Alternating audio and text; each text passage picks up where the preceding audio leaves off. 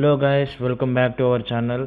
In this video we are going to discuss about how to send packets using our Python Scapy module.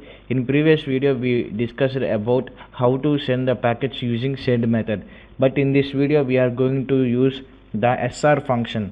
So it is another way to import and export our packets from an destination or from any source. So there is another way to send the package. So that another way is by using SR function. So like this there are some functions SR, SR1 and SRP. So these are the three functions that can be used to deliver our package from destination to source or source to destination. But whereas there are three differences between these three functions, I mean there will be usage differences. So I am going to tell about the differences. If we use SR function, it will return the, I mean it will send and receive package, but it can, and it will, I mean this SR function will capture the unanswered packets also. So underline this word, you need to, I mean this SR function will returns unanswered packets also. But whereas if you use SR1 function, then it will only return the answered packets only. If the source is if the source is answered for that request, then that request only will be accepted. That requested will be written by our SR1 function. So otherwise it won't accept the unanswered packets. The SR1 function won't accept the unanswered packets. And whereas if you use SRP function, so it will also do the same layers, it will also deal with the same as of two layers like Ethernet and so on. So mostly we will not use SRP method.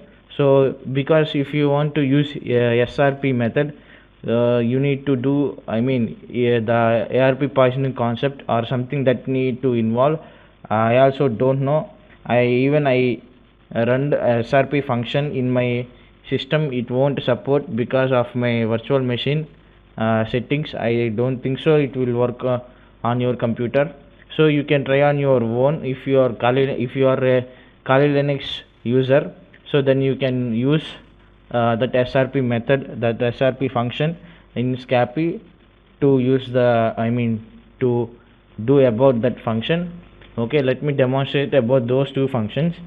So let me send one packet equal p equal to SR1. So here I am mentioning SR1. SR1 function only returns the answered packets only. Okay, IP of DST equal to that private website that I took in the last video. I am going to do on that site only again. And here we are going to send an ICMP timestamp request. Okay, this is a timestamp request. Okay, and the message will be xxxx or something like that. Okay, okay, another parenthesis. Now it's balanced. Okay, hit enter. Oh, it seems to be some error, it has been raised in this. IP of DST equal to, okay, what might be the syntax error? See, now it emitted the packet. Emitted means it sends the packet to the particular destination, and it received the two packets, and it received two packets, and one packet has one answer and remaining packet is unanswered.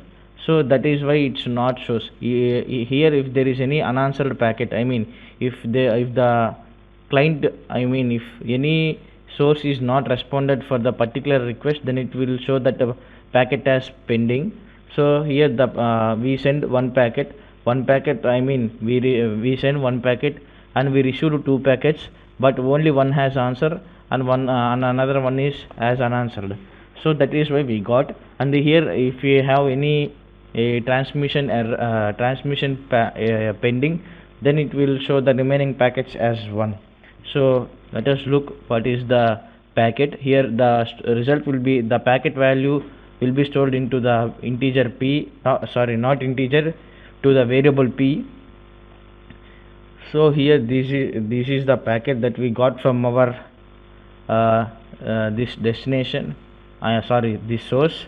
So, and this is the checksum, and this is the IP address of that particular website, and this is our destination IP address. So this is the protocol that we have been used, and this is the type that we had used, echo reply, and these are the checksum.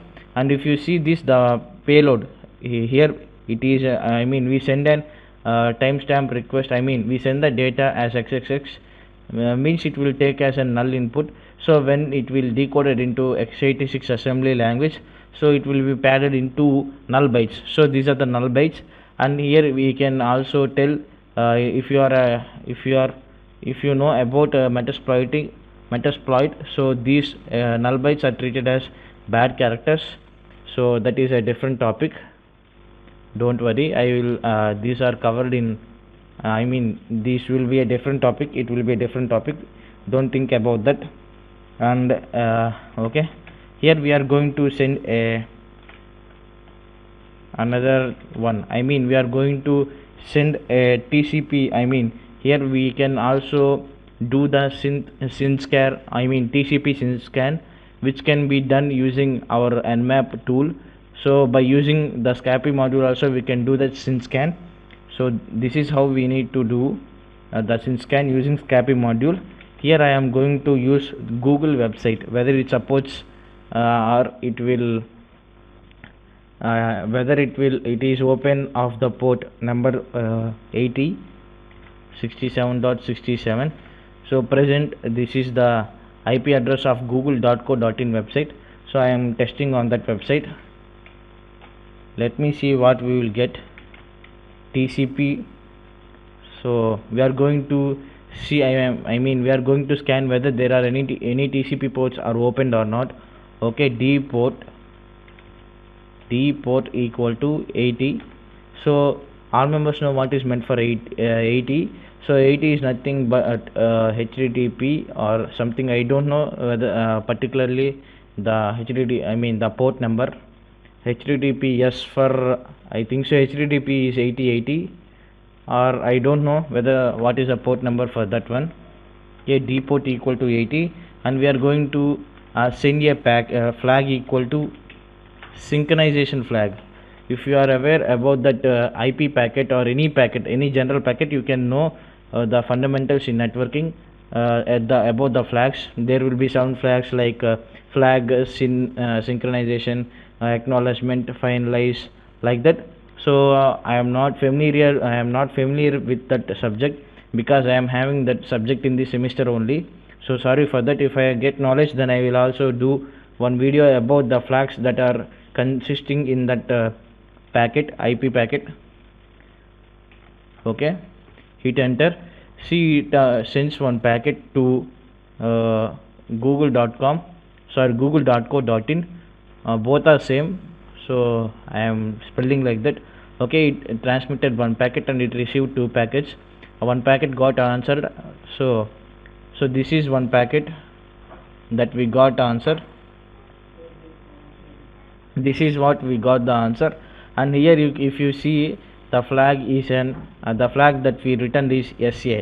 SA means synchronized, I mean SYNAC packet, I mean SYNAC flag.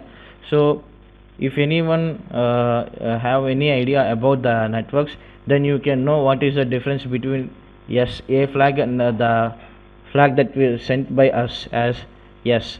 So SYN means when we want to request any client to establish the connection to server, then we will send the SYN packet, and if the server approve our request to connect with the client, so it will send with the SYNAC packet, synchronization acknowledgement.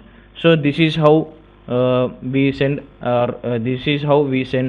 and receive our packets using SR1, and this is how we use SCAPI module to perform TCP SYNSCAN. So I hope you learned something new. If you did, hit the like button in the video it will help me to reach my channel to more people.